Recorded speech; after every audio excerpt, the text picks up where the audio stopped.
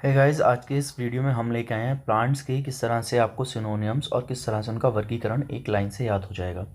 तो आज के इस लेक्चर में हम डिस्कस करेंगे कुछ स्टार्टिंग की फैमिलीज़ के 15 से 20 प्लांट्स। पार्ट 1 ये हमारा होगा जिसमें आपको किस तरह से सिनोनिम्स याद रखने हैं प्लांट के और उसका वर्गीकरण याद रखना है। तो देखिए, सबसे पहला प्लांट है हमारा वासा, जिसका नाम क्या है, आधा तोड़ा वासिका, और ये फैमिली से बिलोंग करता है एकैंथियेसी।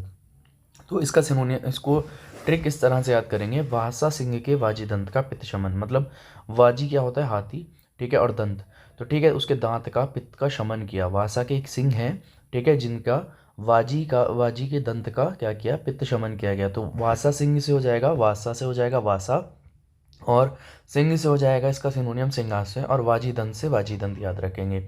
इसके बाद ये वर्गीकरण आचार्य चरक ने किस में रखा है, इसको पित्त शमन में किया है। कुछ हम बात वैसे भी कर लेते हैं कहाँ कहाँ पे इसका यूज़ मिलता है। रक्तपित्त, अर्श, रक्त अतिसार, श्वास, आकाश, मूत्र आघात, ठीक है, और इसकी जो फॉर्मुलेशंस हैं वो आपको मिल जाएंगे वासागृत, वासा अवले और वासा क्वाथ। इसके बाद चलते हम अपने नेक्स्ट प्लांट पे। नेक्स्ट प्लांट है हमारा कालमेघ। कालमेघ को किस का नाम क्या होता है, बॉटनिकल नेम है एंड्रोग्राफिस पैनिकुलाटा, और ये एकैंथियेसी फैमिली से बिलोंग करता है। अब ये जो हमारा कालमेघ है, इसको भूनिम्ब भी कहते हैं। तो भूनिम्ब, इसके बीज कैसे होते हैं, यव के आकार के होते हैं। तो इसको आप किस तरह से याद करोगे, भूनिम्ब के यव बीज होते श्वास हर, ठीक है, आप इतना याद रखें तो आपको क्या हो जाएगा, कालमेघ का पूरा वहाँ पे उसके सिनोनियम्स एंड उसका क्लासिफिकेशन याद हो जाएगा। भूनिम्ब से हो जाएगा भूनिम्ब, और यव बीज से हो जाएगा यव बीज। और इसको आचार्य चरक ने किस में रखा है, श्वास हर में रखा है। इसके जो फॉर्मुलेशंस हैं कौन कौन से हैं, सुदर्शन चूड़न और कालमेघन वटी। इसके बाद नेक्स्ट प्लांट है हमारा अपामार्ग, जिसको हम एक्रेंथस एस्पेरा के नाम से जानते हैं, और इसकी भी फैमिली एकैंथियेसी होती है।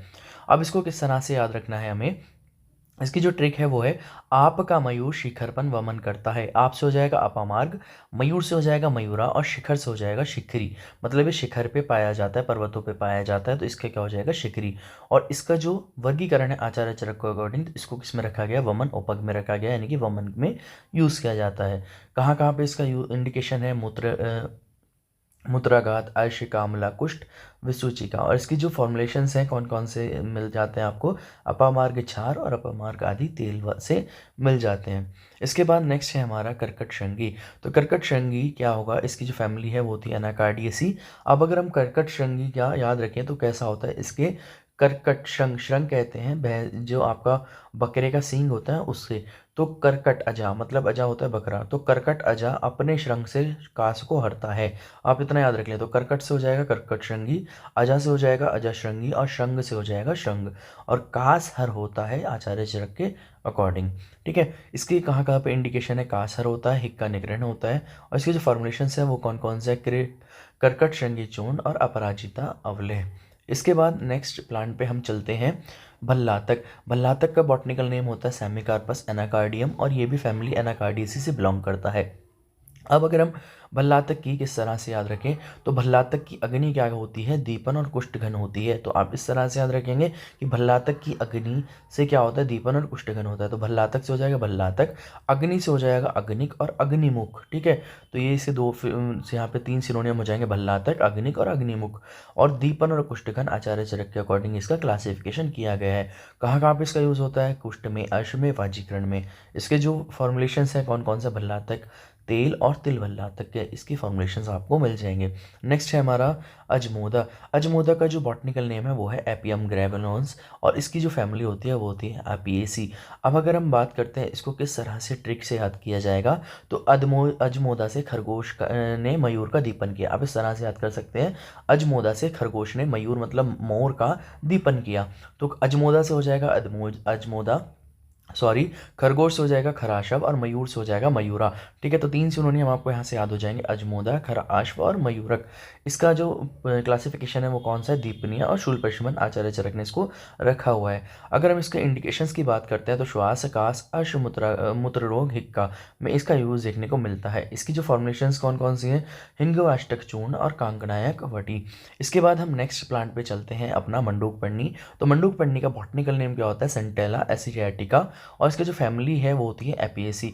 अब इसको किस तरह से याद करेंगे, इसकी एक लाइन है, ब्राह्मण की सरस्वती का मंडूक मेध्य है। मंडूक मतलब मेंढक, ठीक है। तो ब्राह्मण है, उसके उसकी जो सरस्वती है उसका जो मेंढक है वो कैसा है, मेध्य है। तो ब्राह्मण से हो जाएगा ब्राह्मी, सरस्वती से हो जाएगा सरस्वती, और मंडूक से हो जाएगा मंडूक पढ़नी। तो इसके 3 सिनोनियम आप इस तरह से याद कर सकते हैं। और इसके जो क्लासिफिकेशन होगा वो होगा यहाँ पे अकॉर्डिंग टू आचार्य चरक, ये होगा मेध्य। तो मेध्य तो कहाँ कहाँ पे यूज़ किया जाएगा, उन्माद, अपस्मार, कामला, मेध्य, ठीक है। और इसके जो फॉर्मुलेशंस होंगे वो कौन कौन से हैं, ब्राह्मी गिरित और ब्राह्मी तिल।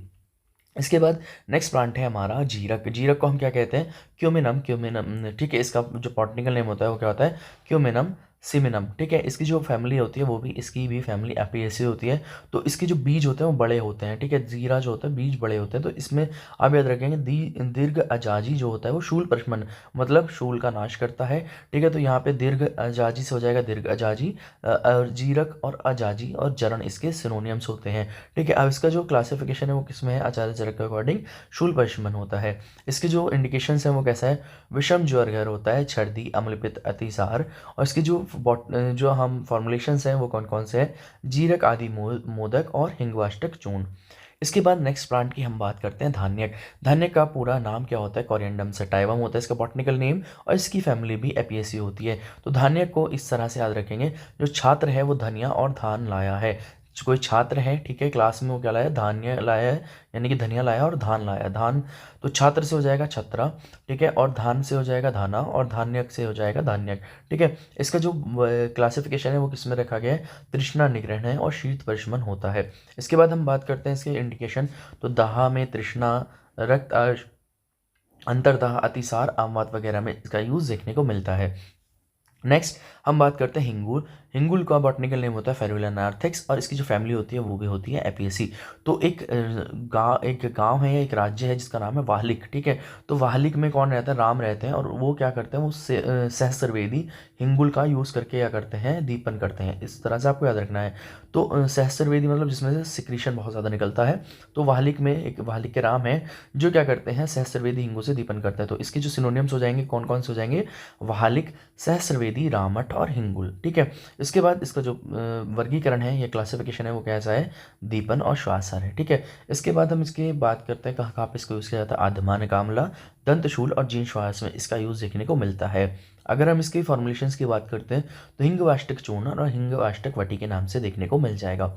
इसके बाद नेक्स्ट है हमारा वाचा। तो वाचा का जो बॉटनिकल नेम होता है वो होता है एक्रस कैलेमस, और इसकी फैमिली होती है एरियसी। तो अब देखिए इसको किस तरह से याद रखेंगे, इसकी जो ट्रिक है वो सिंपल सी ट्रिक है, वचा की उग्रगंध से हेमवती का लेखन और हमारा आस्थापन, ठीक है।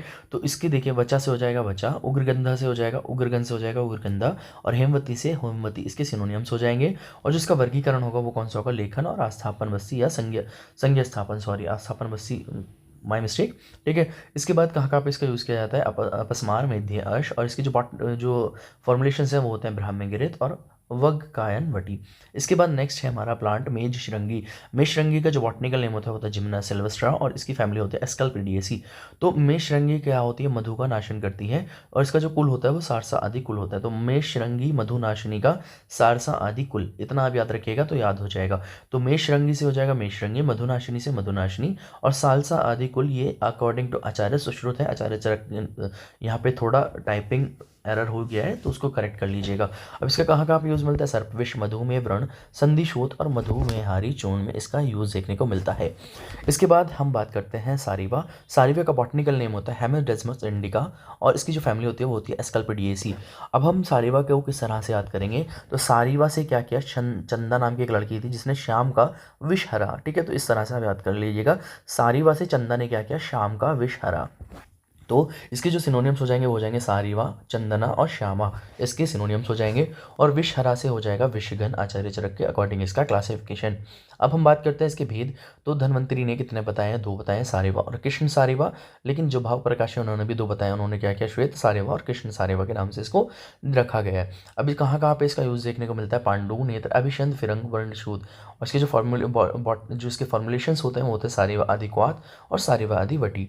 इसके बाद नेक्स्ट प्लांट है हमारा भृंगराज। भृंगराज क्या है, हमारा एक्लेप्टिका अल्बा, और इसकी फैमिली होती है एस्ट्रिएसी। अब भृंगराज को थोड़ा आपको सिंपल याद रखना होगा, भृंगराज मार्कव से केश का रंजन होता है। ठीक है, इतना याद रख लीजिएगा। भृंगराज मार्कव से केश का रंजन होता है। तो भृंगराज, मार्कव और केशराज इसके सिनोनिम्स हो जाएंगे। और इसके कहाँ पे यूज़ की देखने को, इसमें कोई क्लासिफिकेशन फर्दर किया नहीं गया है। और इसके जो भेद हैं वो 3 टाइप के बताए गए हैं, श्वेत, पित्त और नील। इसके इंडिकेशंस कहाँ कहाँ पे यूज़ किया जाता है, काश, श्वास, रसायन, विसर्प, शीर्षूल और केश रंजक होता है। और इसकी जो फॉर्मुलेशंस आपको मार्केट में है वो मिल जाएंगे, भृंगराज आदितील, भृंगराज आसव। नेक्स्ट है हमारा प्लांट रासना। रासना का जो बॉटनिकल नेम होता है वो होता है प्लूचिया लैंसियोलाटा, और इसकी जो फैमिली होती है वो भी एस्ट्रेसी होती है। अब हम इसकी जो बात करते हैं किस तरह से आपको इसकी ट्रिक याद रखनी है। तो रासना से सुरभि ने क्या किया, सुबह सुबह विषघन और व्यस्थापन किया। आप इतना याद रखिएगा, रासना से सुरभि ने सुबह क्या किया, विषघन और व्यस्थापन किया। तो इसके जो सिनोनियम्स हो जाएंगे वो हो जाएंगे सुरभि, रासना और सुबह, इसके सिनोनियम्स हो जाएंगे। और जो इसका चरक का अकॉर्डिंग क्लासिफिकेशन होगा वो होगा विषघन और व्यस्थापन। अब इसका कहाँ कहाँ पे यूज़ किया जाता है, दद्रु कंडू, ज्वर, संधिवात, कर्णस्राव। और इसकी जो फॉर्मुलेशन है वो कौन से हैं, रासना आदि क्वाथ और रासना पंचक क्वाथ। इसके बाद नेक्स्ट प्लांट है हमारा शालमाली, जिसको हम क्या कहते हैं, बॉटनिकल नेम क्या है उसका, बॉम्बेक्साइबा, और जिसकी जो फैमिली है वो होती है हमारी बॉम्बे एसी। अब हम नेक्स्ट बात करते हैं इसकी किस तरह से इसको ट्रिक से याद रखना है। तो शालमाली नाम का एक मोची है जो क्या करता है, रक्त पुष्प से, रक्त कलर के पुष्प से क्या करता है, वेदना स्थापन और शोणित स्थापन करता है। तो शालमाली मोची जो है वो रक्त पुष्प से वेदना स्थापन और शोणित स्थापन किया या करता है। तो इसमें सिनोनियम्स क्या हो जाएंगे हमारे, शालमाली मोची, मोची से हो जाएगा मोची, और रक्त पुष्प से हो जाएगा रक्त पुष्पा। इसके क्या काम है, अभी मैंने आपको बताया, वेदना स्थापन और शोणित स्थापन अकॉर्डिंग टू आचार्य चरक इसको वर्गीकरण किया गया है। अब इसके जो भेद होते हैं वो 2 होते हैं, शालमाली और कुट्ट शालमाली। कहाँ कहाँ पे इसका यूज़ देखने को मिलता है, रक्त अतिसार, व्यंग, पर्द और वाजीकरण। इसकी जो फॉर्मुलेशंस हैं वो है हमारे शालमाली घृत और पुष्यानुक चूर्ण। तो आज के लिए ये वीडियो आई होप इतना काफ़ी है। मिलता है नेक्स्ट वीडियोज़ में जिसमें हमने पूरी प्रॉपर तरीके से यहाँ पे आप देख सकते हो ट्रिक्स प्रिपेयर की हुई हैं। अगर आपको वीडियो पसंद आया प्लीज़ कमेंट में ज़रूर टाइप कर दीजिए पार्ट 2 के लिए। आई होप आपको वीडियो पसंद आया होगा। चैनल को सब्सक्राइब कर देना। Thank you.